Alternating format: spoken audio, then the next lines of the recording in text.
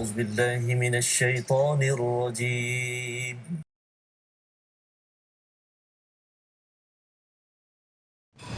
أعوذ بالله من الشيطان الرجيم. بسم الله الرحمن الرحيم. الحمد لله رب العالمين الرحمن الرحيم مالك يوم الدين إياك نعبد وإياك نستعين اهدنا الصراط المستقيم صراط الذين أنعمت عليهم غير المغضوب عليهم ولا الضالين.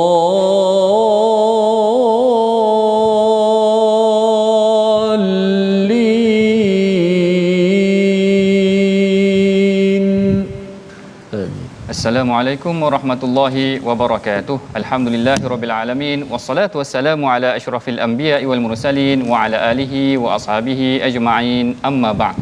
Apa khabar para penonton yang dirahmati Allah sekalian? Mudah-mudahan kita semua berada dalam keadaan yang sihat sejahtera. Hari ini kita bersyukur kepada Allah Taala kerana dikurniakan nikmat untuk bertadabbur ataupun menghayati halaman daripada 326 dalam pengajian kita di My Quran Time. Baik, insya-Allah sebelum pengajian kita ini akan diteruskan, mari kita sama-sama juga berbincang ataupun memerhatikan tentang sinopsis ataupun gambaran umum tentang apa yang akan kita bincangkan pada hari ini dalam sinopsis yang telah disediakan untuk tatapan kita bersama. Baik, pada hari ini kita akan masuk kepada suratul Anbiya, ayat yang ke-45 hingga ke-47, yang mana pada ayat yang ke-45 dan 45 hingga ke-57, iaitu ayat yang ke-45 ke-47 akan membincangkan tentang realiti dan proses yang berlaku pada hari hisab, iaitu hari keadilan nanti, manakala ayat ke-48 hingga ke-50 membincangkan tentang kisah Nabi Musa, dan ayat yang ke-51 hingga 57 kita akan membicarakan tentang kisah Nabi Ibrahim. Masya-Allah, hari ini memang bertepatan dengan konsep ayat-ayat ataupun suratul Anbiya itu sendiri yang membicarakan tentang para nabi. Hari ini kita akan mulakan dengan Nabi Musa dan Nabi Ibrahim, tetapi sebelum kita meneruskan perbincangan penerokaan kita dalam ayat-ayat ini, mari sama-sama kita dengarkan dahulu ayat yang akan dibacakan oleh Ustaz Tirmizi kita, insya-Allah. Silakan Ustaz. Baik, terima kasih Fadil Ustaz Dr. Ahmad Sanusi. Khususnya penonton-penonton, sahabat-sahabat Al-Quran yang saya kasih sekalian, alhamdulillah kita bersyukur pada kali ini kita diteruskan untuk sama-sama dapat belajar ilmu Al-Quran. Dan insya-Allah hari ini kita akan masuk muka surat yang ke-326, dan mana kita akan baca terlebih dahulu bahagian pertama ni daripada ayat yang ke-45 hingga ayat 50. Sebagaimana kata doktor tadi, bertepatanlah surah Anbiya. Hari ini ada dua kisah para nabi yang akan kita belajar, kisah Nabi Musa dan Nabi Allah Ibrahim alaihi wassalatu wassalam. Itulah seronoknya baca kisah-kisah para nabi ni doktor, dalam Quran ni. Ialah dalam banyak-banyak himpunan kisah para nabi, ini sebahagian yang Allah pilih untuk tatapan kita bersama. Sudah pasti banyak peristiwa pengajaran untuk dapat kita amalkan dalam kehidupan kita semua, insya-Allah. Baik, alhamdulillah. Baik, kita mulakan bacaan daripada ayat 45 hingga ayat yang ke-50. A'udzu billahi minasy syaithanir rajim. Qul innama unzirukum bil wahyi ولا يسمع الصم الدعاء إذا ما ينذرون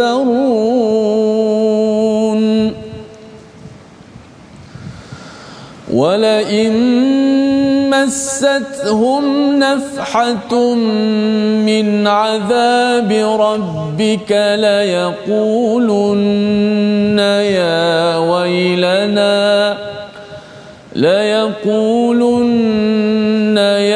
ويلنا إنا كنا ظالمين ونضع الموازين القسط ليوم القيامة فلا تظلم نفس شيئا وإن كان مثقال حبة من خردل أتينا بها وكفى بنا حاسبين ولقد آتينا موسى وهارون الفرقان وضياء وذكرا للمتقين الذين يخشون ربهم بالغيب وهم من الساعة مشفقون وهذا ذكر مبارك أنزلناه أفأنتم له منكرون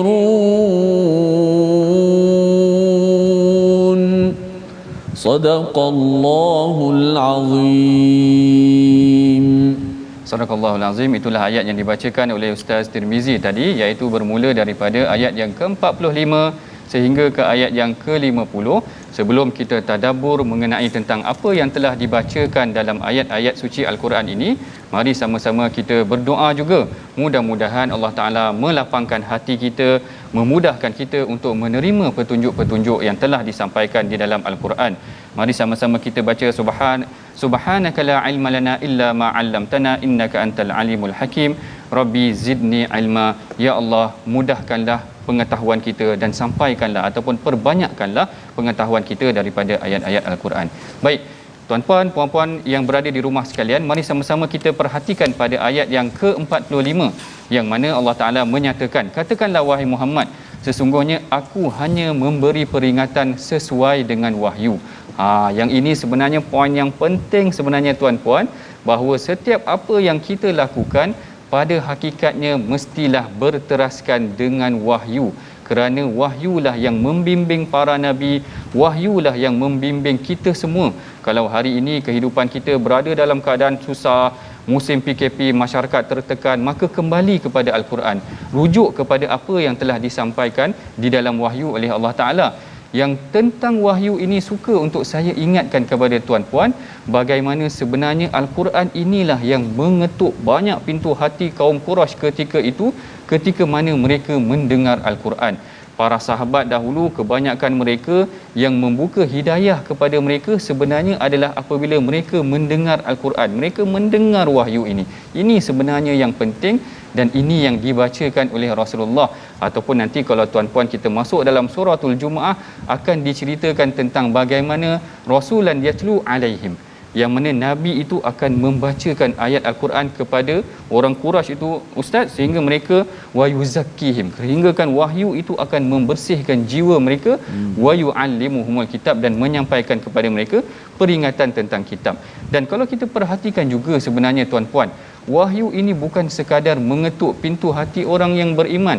Ada sebuah kisah yang direkodkan oleh Al-Imam Said Qutb di dalam tafsirnya, menceritakan bagaimana sebenarnya yang tersentuh dengan wahyu ini bukan sahaja orang Islam, tetapi yang tersentuh juga sebenarnya adalah Al-Walid ibn Mughirah.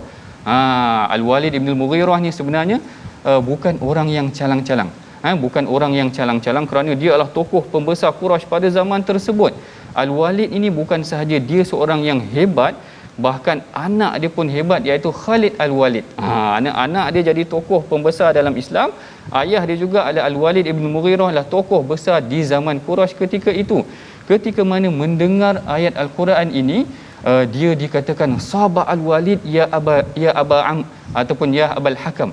Yang ini adalah pertuturan ataupun dialog di antara Abu Jahal dengan Al-Mughirah. Abu Jahal kata, wahai Al-Walid, engkau ni orang yang hebat di sisi Quraisy. Apa salahnya kalau engkau pergi dengar sedikit apa yang dikatakan oleh Muhammad itu, nak tahu apa respon Al-Walid ini, kerana Al-Walid adalah tokoh yang besar di sisi Quraisy. Bila mana Al-Walid mendengar Al-Quran, mendengar wahyu Allah Ta'ala ni, dia kembali kepada Abu Jahal yang dia kata, Sabah Al-Walid, sesungguhnya Walid telah terpukau dengan mendengar Al-Quran. Perhatikan tuan-puan, sebenarnya wahyu ini bukan sahaja membuka pintu hati kita Ustaz, tetapi mengetuk pintu hati orang-orang kufar. Kalau kita tengok juga hari ini sebenarnya Ustaz, bagaimana sebenarnya orang kafir pun bila dia dengar azan, kadang-kadang dia dengar ayat Quran, dia sendiri tersentuh. Betul. Sebab tu Allah Taala tegur dalam ni, wala yasma'u summud du'a idza ma yunzarun. Dan apabila, tetapi orang-orang yang tuli, Allah Taala peli orang kafir. Dia kata orang-orang yang tidak mendengar ini tidak mahu mendengar seruan. Tidak mahu mendengar seruan ni sebenarnya bukanlah disebabkan kerana telinga mereka yang tuli ataupun pekak, tetapi jiwa mereka telah menjadi keras. Yang ni yang kita kena minta, mohon kepada Allah Taala, mudah-mudahan Allah Ta'ala akan membuka hati kita untuk mendapat hidayah daripada ayat Al-Quran itu sendiri. Kalau tuan-puan perhatikan juga, kalau kita tengok sebenarnya daripada ayat ini, ayat yang ke-45 sehingga ke ayat yang ke-50, sebenarnya Allah Ta'ala menerangkan kita secara berfasa. Fasa yang pertama, Allah Ta'ala berikan tentang peringatan. Peringatan yang pertama, Qul innama unzirukum bil wahyi. Aku berikan peringatan ini adalah berdasarkan wahyu. Fasa yang kedua adalah pada ayat yang ke-46. Masya Allah, menarik. Pada ayat yang ke-46, Allah Ta'ala beritahu pula implikasi. Kesan sekiranya kamu tidak mengikuti wahyu, apakah kesan dia? Allah Ta'ala kata, wala immashatum nafhatum min azabi rabbika la yaqulunna ya wailana inna kunna zalimin. Dan jika mereka ditimpa sedikit sahaja azab Allah Ta'ala, pasti mereka akan berkata, celakalah kami. Tengok, kalau pertama tadi Allah Ta'ala, fasa pertama Allah ceritakan tentang peringatannya, kami datangkan dengan wahyu. Sekiranya kamu tidak ikut, maka pada fasa yang kedua Allah Ta'ala akan kata, kamu akan mencelakakan diri kamu sendiri. Nanti di hari akhirat, Allahu Akbar, sebenarnya banyak penyesalan yang berlaku. Kalau kita tengok hari ini, maknanya manusia yang tidak ikut Al-Quran tu, dia akan menyesal kerana dia tidak mengikuti wahyu tu sebenarnya Ustaz. Maknanya nanti akan menyesal.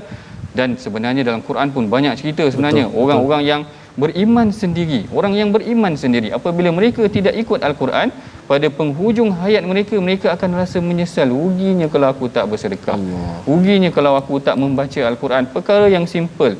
Dalam sebuah hadis, yang ni saya suka untuk kongsikan sebenarnya Ustaz. Dalam sebuah hadis, Rasulullah ceritakan tentang penyesalan ahli syurga. Penyesalan ahli syurga. Biasa Ustaz dengar menyesalnya ahli neraka. Betul. Ada juga ahli syurga menyesal. Betul. Maknanya hairan. Maknanya Rasulullah pandai dekat sini. Rasulullah bagi penjelasan. Bagaimana sebenarnya nanti di hari akhirat, ahli syurga itu sendiri akan menyesal. Yang mana Rasulullah kata, nanti di dalam syurga, ahli-ahli syurga ni akan ada penyesalannya apabila mereka memerhatikan setiap saat yang dilalui dalam kehidupan mereka, mereka tidak berzikir kepada Allah Ta'ala. Allahu Akbar. Sebenarnya mudah sahaja, sebab apa yang disebutkan ini adalah tentang zikir. Zikir ini kadang-kadang dengan lafaz yang sangat ringan. Kita sebut subhanallah, kita sebut bismillah, benda-benda yang mudah kita sangka, kita anggap ringan. Sebenarnya tak perlu guna tenaga pun. Tak perlu guna tenaga. Maknanya sambil tuan-puan berada di rumah, tengah minum kopi ke, ataupun tengah makan tengah hari, ataupun tengah buat apa saja, tengah menyaksikan kita hari ini pun, kalau dengan berzikir secara mudah, nanti kita akan dapati betapa kesannya tuan-puan pada hari akhirat kelak akan memberikan kesan yang baik buat diri kita sendiri. Baik, kalau fasa pertama tadi Allah Ta'ala dah beri peringatan. Dalam ayat yang ke-46 Allah Ta'ala telah menceritakan tentang bagaimana kesan sekiranya kita tidak mengikuti wahyu, kita akan menyesal nanti di hari akhirat. Maka dalam ayat yang ke-47 Allah Ta'ala memberikan contoh keadilan Allah Ta'ala. Dalam ayat yang ke-47 kalau kita tengok kat sini, dan kami akan memasang timbangan yang tepat pada hari kiamat, maka tidak seorang pun dirugikan walau sedikit. Wa nadha'ul mawazinal qista liyaumil qiyamati fala tuzlamu nafsun syai'a. Berarti Allah Taala nanti di hari akhirat akan memperincikan sehalus-halusnya penyaksian ataupun penilaian mengenai tentang apa yang kita telah lakukan di muka bumi. Jangan main-main tuan-puan. Hari ini kita tengok ayat ni macam perkara simple, tetapi sebenarnya ianya memberikan penjelasan mengenai tentang bagaimana setiap perlakuan kita akan dihitung oleh Allah Taala. Kita hendaklah sentiasa melakukan dengan penuh kepatuhan ataupun kena perhatikan apa yang kita lakukan pada hari ini, kerana setiap perkara akan dinilai oleh Allah Taala di hari akhirat. Dalam sebuah kisah, kalau tak silap saya, tentang anak saudara kepada Bishr Al-Hafi. Kalau tak silap saya, kisah ini adalah antara yang dikaitkan dengan Imam Ahmad. Imam Ahmad pernah didatangi oleh seorang anak perempuan ataupun adik-adik ataupun saudara perempuannya yang datang bertanya kepada Al-Imam Ahmad. Dia kata, kunna nahzu. Dia kata, kami ni adalah orang yang menenun di atas bumbung rumah kami. Kan kalau kita belajar di tanah Arab, dia orang buat aktiviti di atas bumbung rumah dia orang. Kami menenun di atas rumah kami. Lalu dia kata, ada orang sebelah buka tingkap. Orang sebelah buka tingkap, cahaya tingkap tu kena kepada kain tenunan kami. Lalu dia tanya kepada Imam Ahmad, afayajuzu lana, apakah harus bagi kami menenun secara tak sengaja menggunakan cahaya rumah sebelah? Allahu akbar. Sampai macam tu sekali, macam tu sekali. Sampai Al-Imam Ahmad tanya kepadanya, man anti, siapa kamu ni? Rahimakillah, mudah-mudahan Allah Taala merahmati kamu kerana sangat terperinci walaupun cahaya datang daripada rumah sebelah. Hari ini ustaz, kadang-kadang kita charge telefon kat masjid. Katakan kalau kita ambil benda-benda yang kita tak pasti ataupun perkara-perkara yang kita bimbang tidak diambil daripada jalan yang betul, tidak terperinci. Kita tak tahu daripada mana sumber makanan kita, kita tak tahu daripada mana hasil-hasil yang datang daripada kita, dengan rezeki yang kita ambil, gaji-gaji yang ataupun sumbangan-sumbangan yang kita tak tahu. Yang ni kita kena perhatikan tuan-puan. Kalau dulu maknanya para salafus salih sangat menjaga sumber-sumber apa yang dapat daripada mereka, kerana di hari akhirat, dalam fasa yang ketiga ayat yang ke-47 ini diceritakan bagaimana Allah Taala sangat teliti nanti pada hari akhirat. Tidak ada seorang pun akan dizalimi. Kiraan timbangan Allah Taala tu maha tepat, sangat tepat, sehingga tidak ada seorang pun akan dizalimi. Dan yang menariknya, pada fasa yang keempat, pada ayat yang ke-48, Allah Ta'ala pula menceritakan tentang bagaimana contoh yang boleh diberikan kepada umat manusia. Contoh yang boleh diberikan kepada umat manusia ni, lalu Allah Ta'ala datangkan Nabi Musa dan Nabi Harun, yang mana dua mereka ini ataupun kedua orang Nabi ini didatangkan dan diberikan petunjuk, iaitu Al-Furqan. Kalau kita tengok, walaqad ataina Musa wa Harun al-furqana wa dhiya'an wa dhikra lil muttaqin. Dan sesungguhnya kami telah memberikan kepada Nabi Musa dan Nabi Harun Al-Furqan, iaitu kitab Taurat itu sendiri, dan penerangan serta pelajaran bagi orang-orang yang bertakwa. Allah Ta'ala mulakan dengan kisah Nabi Musa kat sini sebenarnya sangat menarik. Menurut Al-Imam Ibn Kathir, sebenarnya tuan-puan, kisah Nabi Musa ini adalah antara kisah yang paling banyak diceritakan dalam Al-Quran.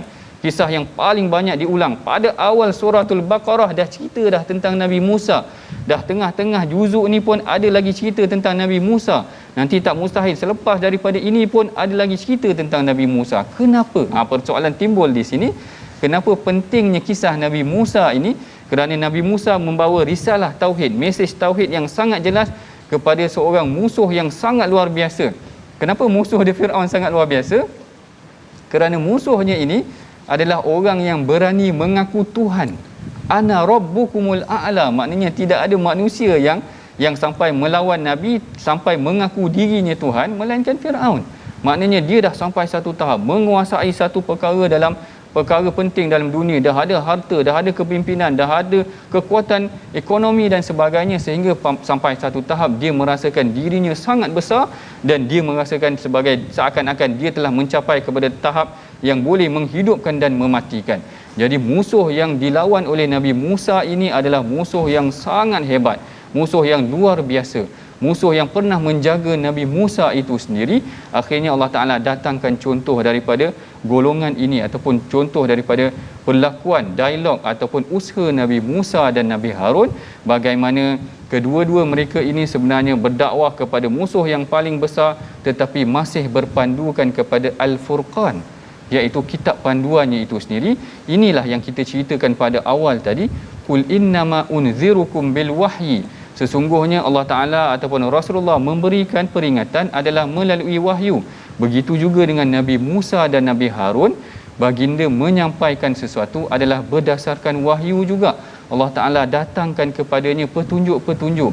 Allah Ta'ala berikan, bahkan kalau kita tengok Nabi Musa ni digelar sebagai kalimullah, iaitu orang yang bercakap dengan Allah Ta'ala.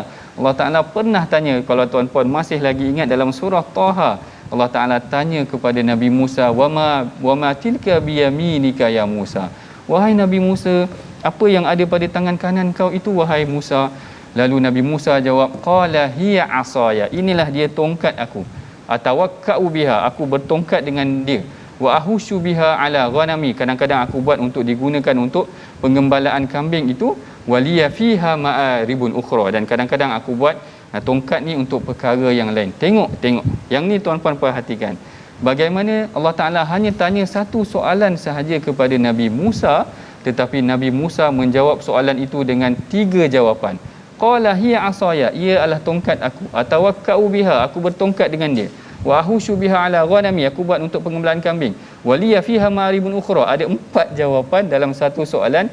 Ini menggambarkan rapatnya hubungan Allah Ta'ala dengan Nabi Musa. Bila kita cinta seseorang, kita akan ungkapkan kepada dia perkara yang Masya Allah, perkara yang banyak. Macam kita tengah bercinta lah. Kalau kita awal-awal percintaan kita tu Ustaz, kalau kita cakap dengan isteri kita tanya satu soalan, kita cerita satu hari punya cerita. Tu awal kahwin lah. Ataupun awal-awal percintaan. Dah lama-lama tu, kalau isteri tanya, buat apa ini bang? Jawapan dia dah tak ada macam jawapan. Ini bezanya Nabi Musa, bila Allah Ta'ala tanya satu soalan, dia jawab dengan jawapan yang panjang, rasa rindu untuk bertutur ataupun bercakap dengan Allah Ta'ala. Baik, ini adalah antara perbincangan kita daripada ayat 45 sehingga ke ayat ke-50. Mari sama-sama kita perhatikan perkataan pilihan kita pada hari ini yang akan kita pelajari daripada halaman yang ke-326 ini, iaitu perkataan wada'a, iaitu bersalin ataupun meletakkan, yang mana perkataan ini disebutkan sebanyak 26 kali disebut di dalam Al-Quran. Dan kalau kita tengok perkataan ini disebutkan pada ayat yang ke-47 yang menceritakan bagaimana Allah Ta'ala akan meletakkan timbangan yang sangat terperinci pada hari akhirat kelak. Baik, dalam sesi ini insya-Allah kita akan lanjutkan lagi perbincangan kita selepas daripada ini insya-Allah, yang mana kita akan sambung pada ayat yang seterusnya, ayat yang ke-51 hingga ke-57. Kita berehat dahulu dalam perbincangan selepas daripada ini insya-Allah. Bertemu lagi kita selepas daripada ini insya-Allah dalam sesi My Quran Time, baca, faham dan amal.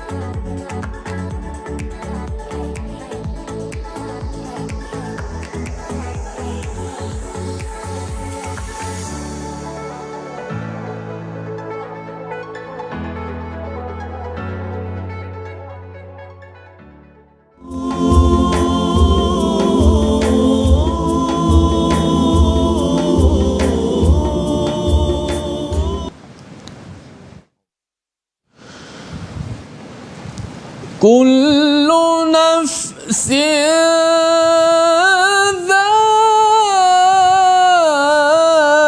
ذائقة الموت ثم إلينا ترجعون.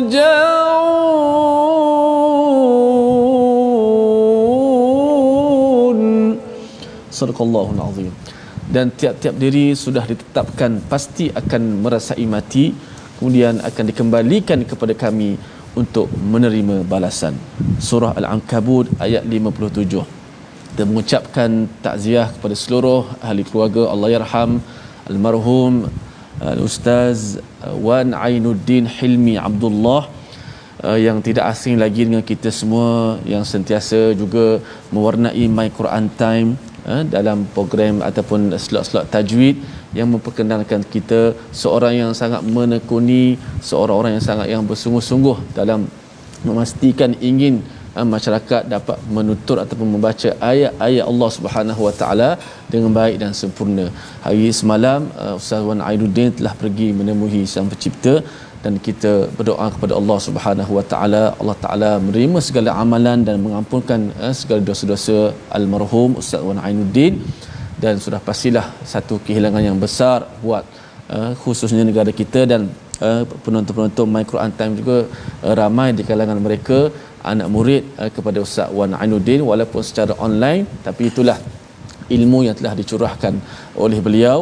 Moga-moga apa yang dibaca, yang diajar oleh beliau Al-Quran ini menjadi syafaat buat Ustaz Wan Ainuddin almarhum rahimahullah di alam barzakh sana, dan menjadi syafaat di hari akhirat kelak. Alhamdulillah. Terima kasih kepada semua penonton-penonton terus dalam My Quran Time, dan juga doktor, ramai juga yang bertanyakan tentang Ustaz Fazrul. Betul.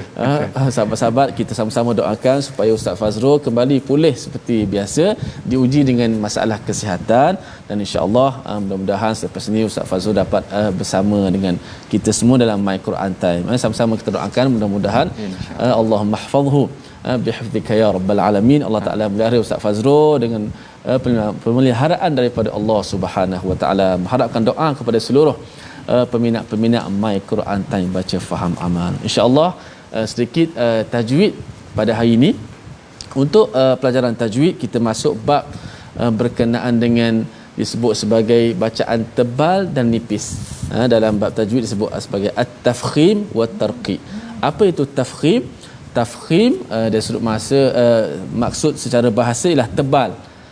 Istilahnya ialah menyebut huruf-huruf tertentu dengan suara ataupun bacaan yang tebal. Kemudian itu maksud tafkhim. Yang keduanya ialah tarqiq. Lawan kepada tafkhim itulah tarqiq. Kalau tafkhim itu tebal, maka tarqiq itu adalah bacaan suara yang nipis. Maka bermula pada sesi kali ini dan seterusnya, kita akan perkenalkan dalam Al-Quran ni, dalam 29 huruf Al-Quran yang kita sebut alif, ba, ta sampai ya ni, sebahagiannya ada huruf yang tebal, sebahagiannya ada huruf yang nipis. Ada yang kadang-kadang tebal, kadang-kadang nipis. Sebab itulah bacaan Al-Quran dia akan bunyi sedap bila kita baca dengan sifat dia. Ini suara tebal, bunyi tebal. Ini suara nipis, bunyi nipis. Sebab tu orang Arab yang dalam bidang ini, mereka cukup menjaga huruf-huruf ini bila dikeluarkan daripada mulut itu bunyi sifat. Sebab tu kalau kita tengok orang Arab baca walaupun tak ada lagu pun, tapi tebal nipis tu bunyi tu mempengaruhi bunyi tu menjadi sedap bila kita dengar ayat-ayat Al-Quran dilantunkan. Kita sebut kalimah Allah, kita tak boleh sebut Allah. Mungkin ada setengah tempat tak boleh sebut, doktor, dia mungkin dah terpengaruh dengan lorak Allah. Kita kena sebut Allah. Kenapa tebal di situ? Dan kita kena sebut dengan tebal dan bunyi itu sedap sesuai dengan lafaz Allah Subhanahu Wa Taala ataupun lafzul jalalah. Baik, saya serah kepada doktor. Baik, terima kasih Ustaz Tirmizi atas penjelasan mengenai tentang hukum tajwid ataupun bacaan ayat Al-Quran. Ini sebenarnya penting juga sebenarnya tuan-puan, sebab lari sikit Ustaz, sebenarnya tebal sikit, kurang sikit, dia akan merubah makna juga. Kadang-kadang kita tak perasan, tapi perkara tu sebenarnya penting. Baik, kalau kita tengok tadi bagaimana ayat yang ke-45 sampai ke-48, kita dah bincangkan secara terperinci fasa-fasa penerangan yang Allah Ta'ala ceritakan dalam halaman yang ke-326 ini, yang mana fasa pertama Allah Ta'ala beri peringatan, fasa kedua Allah Ta'ala beri tentang akibatnya, fasa ketiga Allah Ta'ala berikan tentang contoh keadilan Allah Ta'ala, fasa keempat Allah Ta'ala ceritakan tentang contohnya bermula dengan Nabi Musa. Tetapi ayat yang ke-50 tu kita tak bincangkan lagi, ataupun ayat 49 tu kita tak bincangkan lagi, iaitu yang ni mengenai tentang antara sifat orang yang patuh kepada Allah Ta'ala itu adalah mereka takut kepada Allah Ta'ala tentang perkara-perkara yang gaib, tentang hari akhirat nanti kita akan dibangkitkan. Dan kemudian Allah Ta'ala menceritakan wa hadza dzikrun mubarakun anzalna, inilah dia peringatan, iaitu wahyu itu tadi, Quran itu tadi adalah peringatan yang memberikan berkat kepada diri kita. Afa antum lahu munkirun, apakah kamu ingin mengingkari panduan yang telah diberikan oleh Allah Taala kepada kita. Baik, dalam sesi yang seterusnya kita akan bincangkan pula ayat ke-51 sampai ke-57. Tapi sebelum itu, mari kita sama-sama dengarkan dahulu ayat ini yang akan dibacakan oleh Ustaz Tirmizi kita. Silakan Ustaz. Baik, terima kasih Fadil Dr. Ahmad Sanusi. InsyaAllah kita sambung bahagian kedua pada muka surat 326 Suratul Anbiya ini, daripada ayat yang ke-51 dan hingga 57. Kerana ada kisah menarik para nabi kita yang sudah pasti kita tak sabar nak mengetahui apakah yang mesej yang Allah nak sampaikan kepada kita untuk sama-sama kita ambil iktibar. Baik, kita baca terlebih dahulu ayat yang ke-50 hingga ayat yang ke-57.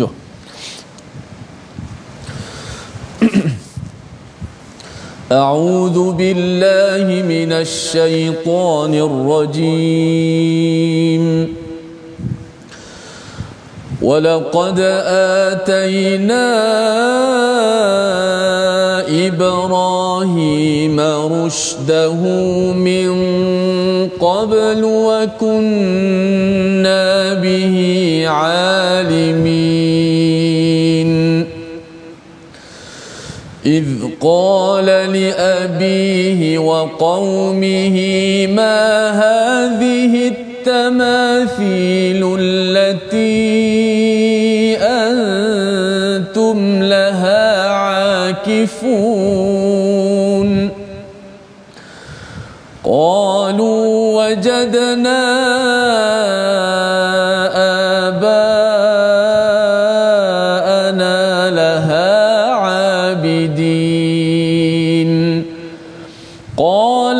قد كنتم أنتم وآباؤكم في ضلال مبين قالوا أجئتنا بالحق أم أنت من اللاعبين قال بل ربكم رب السماوات والأرض الذي فطرهن وأنا على ذلكم من الشاهدين وتالله لأكيدن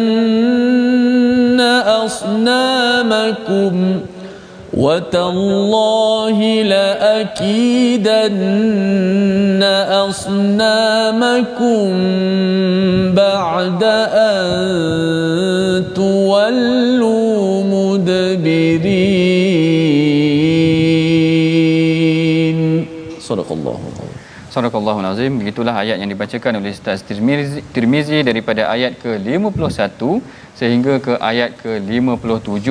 Dan kalau kita perhatikan dalam ayat yang ini, kalau fasa ataupun bahagian pertama tadi menceritakan contohnya datang daripada Nabi Musa, maka kali ini yang datang pula contohnya adalah daripada Nabi Ibrahim. Masya-Allah. Yang ini sebenarnya adalah contoh yang menarik. Antara pertama ataupun perkara pertama yang disebutkan dalam ayat yang ke-51, Allah Ta'ala menceritakan kepada kita bagaimana Allah memberikan rushdahu, iaitu petunjuknya kepada Nabi Ibrahim. Allah Ta'ala kata, وَلَقَدْ آتَيْنَا إِبْرَاهِيمَ رُشْدَهُ, dan kami telah datangkan kepada Ibrahim petunjuknya, iaitu bimbingan yang datang daripada Tuhan. Untuk ayat yang pertama ini, suka saya ingatkan kepada tuan-puan, sebenarnya pada hari Jumaat kita dah biasa baca surah Kahfi, Ustaz Tirmizi. Sebenarnya dalam surah Kahfi ada satu doa yang kita memohon kepada Allah Ta'ala agar dikurniakan rushdah ini, iaitu petunjuk ni, yang mana kalau kita boleh bacakan kat sini, Allah Ta'ala berfirman yang kita boleh amalkan, Rabbana atina min ladunka rahmatan wa hayyi' lana min amrina rasyada, berikanlah kepada kami petunjuk dalam segala urusan kami. Yang ni penting.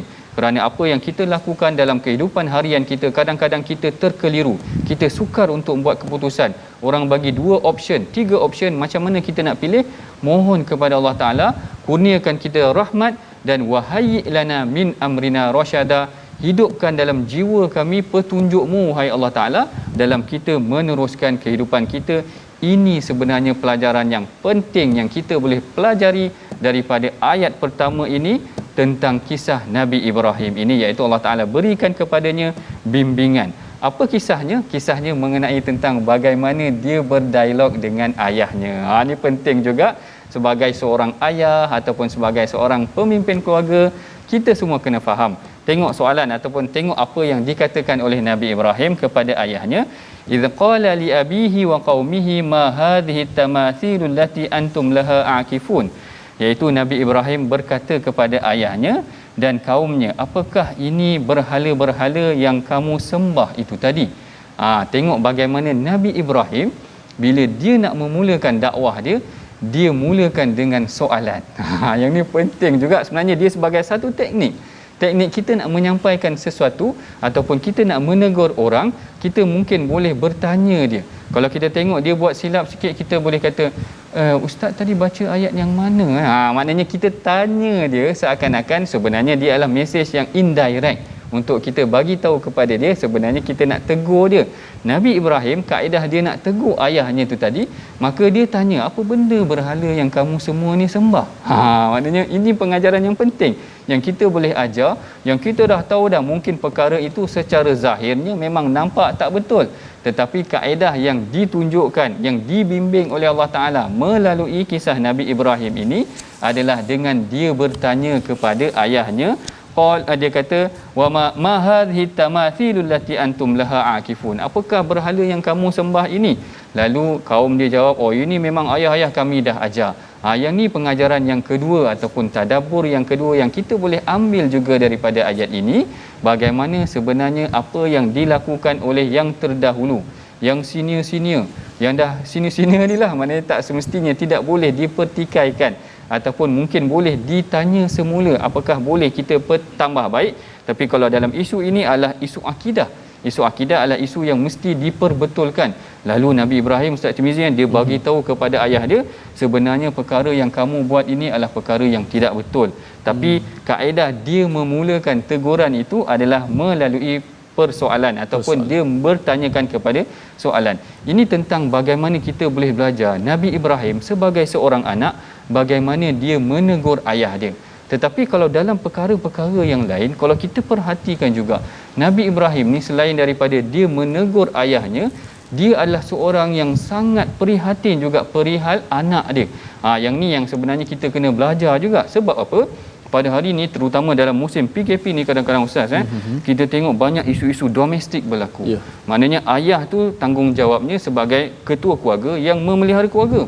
Tetapi apa yang berlaku pada hari ini, Allahu Akbar, sangat membimbangkan, sehingga ada ayah yang Allahu Akbar, kita nak sebut pun tak sampai hati, sanggup untuk nak cakap pun tak sampai hati, maknanya merosakkan anak dia tu sendiri. Yang ni yang kita tak nak, kerana peranan ayah adalah melindungi anak. Yang ni juga kita belajar daripada kisah Nabi Ibrahim. Kalau Nabi Ibrahim tadi, peranan dia sebagai anak menegur ayahnya, maka kalau kita tengok Nabi Ibrahim sendiri, kalau dalam surah yang lain, surah As-Saffat, dia berdoa agar dikurniakan anak yang soleh, yang mana dia menyebutkan Rabbi habli minas salihin. Dua doa kita belajar hari ni tuan-puan. Doa pertama tadi, wahayyi lana min amrina rasyada, hidupkan bimbingan petunjuk-Mu dalam kehidupan harian kami. Maka doa yang kedua yang wajib pada saya, wajib kita amalkan adalah kita berdoa agar dikurniakan anak yang soleh. Yang ni kadang-kadang kita terlepas pandang, tetapi inilah sunnah yang dilakukan oleh Nabi Ibrahim. Tadi Nabi Ibrahim tegur ayah dia. Kali ini kita tengok dari aspek angle yang lain pula tuan-puan, bagaimana Nabi Ibrahim berdoa, Rabbi habli minas salihin. Wahai Tuhan aku, kurniakanlah aku anak yang soleh. Kenapa penting anak yang soleh ni tuan-puan? Allahu Akbar. Inilah yang dipesankan oleh baginda Nabi, yang mana baginda Nabi pernah menyebutkan, idza mata ibnu Adam. Esok Ustaz, Kalau kita meninggal nanti tidak ada anak-anak yang soleh mendoakan kita, siapa lagi yang nak doakan kita? Betul tak? Betul. Mana ini pentingnya anak yang soleh, sampaikan Nabi Ibrahim sendiri tunjukkan contoh dalam Al-Quran. Ya. Rasulullah berikan implikasinya. Esok kalau kita meninggal, kalau kita tidak ada sedekah yang banyak, kita tidak ada orang ilmu yang kita sampaikan kepada orang, kita hanya boleh harapkan anak kita saja tuan-puan. Tapi kalau anak kita sendiri tak soleh, kita kena doalah, sebab anak yang soleh ni pun Allah Taala yang memberikan petunjuk kepadanya. Sebab tu Nabi Ibrahim dalam contoh yang kita boleh tengok dalam Al-Quran, yang kita boleh belajar daripada sini bagaimana dia berdoa, Rabbi habli minas salihin, wahai Tuhan aku, tunjukkan ataupun berikan ataupun kurniakan kepada aku anak-anak yang soleh. Bahkan kalau tuan-puan perhatikan juga bagaimana Nabi Ibrahim ni bukan sekadar doa nakkan anak yang soleh, bahkan dia berdoa agar anak dia mendirikan solat. Maknanya dia bimbing pula anak dia tu. Kita mana point kat sini, kita jangan berdoa je Ustaz, maknanya kita kena bimbing dia juga untuk dia mendirikan solat, dia melakukan perkara yang baik. Yang ni yang Nabi Ibrahim doa dalam surah Ibrahim pula. Nabi Ibrahim kata, Rabbi ja'alni muqimas salah wa min dhurriyyati rabbana wa taqabbal du'a. Wahai Tuhan aku, jadikanlah aku ni orang yang mendirikan salat dan juga zuriat aku. Rabbana wa taqabbal du'a. Wahai Tuhanku, terimalah doa aku. Jadi yang ni kedua ni penting. Doa yang kedua yang kita belajar juga daripada Nabi Ibrahim adalah kita berdoa agar anak kita tergolong daripada golongan yang mendirikan salat. Yang ini kaedahnya yang ditentukan ataupun yang ditunjukkan oleh Nabi Ibrahim. Bukan sahaja dia nakkan anak dia anak yang saleh, tetapi dia mendoakan juga agar anak dia tidak tinggal salat. Kalau kita tengok pada zaman Rasulullah sebenarnya tuan-puan ya, bagaimana sebenarnya Rasulullah sallallahu alaihi wasallam, dia ada satu ketika mana Rasulullah berada di rumah Maimunah, datang Abdullah bin Abbas, seorang budak kecil, lalu Rasulullah tanya kepada Maimunah, asallal gulam, apakah budak ni telah mendirikan solat? Tengok Rasulullah sendiri menekankan tentang pentingnya isu anak tu dah solat ke belum. Yang ni juga penting. Dan kalau kita boleh tengok juga sebenarnya tuan-puan, kalau dalam perihal-perihal yang lain, tadi kita tengok Nabi Ibrahim berdoa agar dikurniakan anak yang soleh, kemudian Nabi Ibrahim berdoa agar anaknya terdiri daripada golongan orang yang mendirikan salat, kemudian Nabi Ibrahim juga pernah mendoakan agar anak dia diselamatkan. Kadang-kadang tuan-puan, bila kita dah besar ni, anak-anak kita pun dah besar, anak-anak kita kadang-kadang akan menghadapi kehidupan yang sukar. Yang ni yang penting kita berdoa agar anak kita ni diselamatkan oleh Allah Ta'ala. Ingat tak kita bagaimana Nabi Ibrahim pernah meninggalkan anaknya Nabi Ismail terkontang-kanting, katakan di padang pasir yang kering, tidak ada apa-apa. Nabi Ibrahim berdoa, Rabbana inni askantu min dhurriyyati biwadi ghairi dhin zar'in 'inda baitikal muharram rabbana liyuqimus salat. Yang ni kalau kita tengok Nabi Ibrahim berdoa kepada Allah Ta'ala, aku tinggalkan anak aku di kawasan yang kering kontang, selamatkan ataupun jadikanlah dia di kalangan orang yang mendirikan solat. Jadi ini antara pengajaran yang penting juga yang kita belajar daripada Nabi Ibrahim, bagaimana Nabi Ibrahim menegur ayahnya dengan persoalan, dan bagaimana sebenarnya Nabi Ibrahim tu berharap juga agar dikurniakan anak yang saleh, yang baik, yang mendirikan solat untuk kehidupan hariannya. Baik, kalau kita nak tengok di sini ada satu ayat yang menarik juga untuk kita bincangkan. Mari sama-sama kita dengarkan ayat yang akan dibacakan oleh Ustaz Tirmizi, ayat yang ke-52 yang kita nak fokuskan pada hari ini insya-Allah. Baik, insya-Allah kita bacakan ayat yang ke-52, penekanan untuk kita pada kali ini. A'udzubillahi minasyaitonirrajim. إذ قال لأبيه وقومه ما هذه التماثيل التي أنتم لها عاكفون.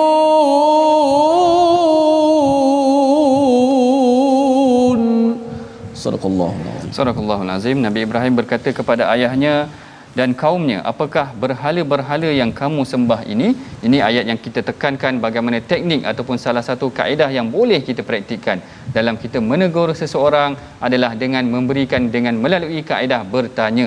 Kaedah bertanya ni pernah dilakukan oleh seorang sahabat, kalau tak silap saya namanya sama ada Khubaib ataupun Khabbab. yang mana ketika mana dalam perang Badar Rasulullah telah meletakkan satu situasi untuk para sahabat berkubu ataupun menempatkan tempat mereka. Tetapi sahabat ni dia nak tanya Rasulullah ataupun dia mungkin nak tegur Rasulullah, dia kata apakah ini wahyu? Apakah ini wahyu? Maknanya seolah-olah seakan-akannya soalan itu adalah untuk mencadangkan sesuatu yang lebih baik, seakan-akan teguran juga buat baginda Nabi SAW. Baik, kalau kita ikutkan sedikit sahaja perbincangan kita dalam fasa yang kedua daripada ayat 51 hingga ke 57, ayat-ayat ini menceritakan bagaimana Nabi Ibrahim menegur ayahnya, bagaimana mereka menceritakan tentang dia mendapati anak-anak ataupun kaum mereka ini telah berada dalam keadaan yang tidak betul. Bahkan kalau kita perhatikan bagaimana mereka telah tertipu daya ataupun telah terpesona dengan apa yang telah berlaku, yang dilakukan oleh kaum-kaum yang terdahulu, lalu mereka terpesona dengan kesesatan tersebut sehingga menyebabkan kaum ini menyeleweng. Baik, ini kita telah hampir sampai kepada penghujung rancangan. Mari kita sama-sama bacakan dahulu resolusi ataupun kesimpulan yang boleh kita dapati daripada perbincangan kita mengenai tentang ayat-ayat ini. Yang pertama, sampaikan peringatan berdasarkan wahyu dan jangan melampau. Yang ni kita tengok dah tadi mengenai tentang mengingatkan manusia dengan wahyu. Yang kedua, jadikan Al-Quran sebagai sumber cahaya kehidupan. Pada ayat yang ke-48 disebutkan mengenai perkara ini. Manakala perkara yang ketiga ataupun resolusi ketiga yang boleh kita lakukan adalah jangan ikut membuta tuli sesuatu perkara. Ini yang kita dapati daripada kisah Nabi Ibrahim, yang mana kisah Nabi Ibrahim ini menceritakan bagaimana dia menegur ayahnya. Jadi kat sini kita dapati apa tindakan ataupun kesimpulan yang boleh kita dapati, kita pelajari daripada halaman 326 ini. Sebelum mengakhiri pengajian kita, mari sama-sama kita dengarkan dahulu ataupun berdoa kepada Allah Ta'ala. Mudah-mudahan Allah Ta'ala merahmati pengajian kita. Silakan Ustaz. Bismillahirrahmanirrahim. Alhamdulillahirrabbilalamin. Wassalatu wassalamu ala rasulillah. Ya Allah, ya Tuhan kami, sempurnakanlah cita-cita kami dengan Al-Quran, ya Allah. Ya Allah, Kau hilangkanlah kedukaan dan kesusahan kami dengan Al-Quran, ya Allah. Ya Allah, angkatlah wabak ini dengan keberkataan Al-Quran, ya Allah. Ya Allah, Kau cabutkanlah kebimbangan dan kesusahan dan keberatan kami dengan Al-Quran, ya Allah. Ya Allah, rahmatilah insan-insan, ya Allah, yang telah meninggalkan kami, ya Allah, sehingga bertemu denganmu, ya Allah. Ya Allah, sempurnakanlah kitab amal mereka, ya Allah. Ya Allah, permudahkanlah hisab mereka dengan Al-Quran, ya Allah. Rahmatilah orang yang telah pergi meninggalkan kami dengan Al-Quran, ya Allah. Wasi' mudkhalahum bil Quran, ya Allah. Luaskanlah kubur mereka, ya Allah, dengan Al-Quran, ya Allah. Thabbituhum 'inda su'ali bi barakatil Quran, ya Allah. Tetapkanlah pendirian mereka, ya Allah, ketika soalan, ya Allah, dengan keberkataan Al-Quran di alam sana, ya Allah. Wa adkhilhumul jannata bi syafa'atil Quran, dan masuklah mereka semua dalam syurga, ya Allah, dengan syafaat Al-Quran. Amin ya rabbal alamin. Amin ya rabbal alamin. Baik, selesai sudah pengajian kita. Kita telah pun mempelajari apa yang telah dibincangkan ataupun yang telah diwahyukan oleh Allah Ta'ala dalam firman-Nya pada halaman 326. InsyaAllah kita akan bertemu lagi dalam sesi akan datang dalam My Quran Time, baca, faham dan amal. Bertemu lagi nanti insya-Allah. Assalamualaikum warahmatullahi wabarakatuh.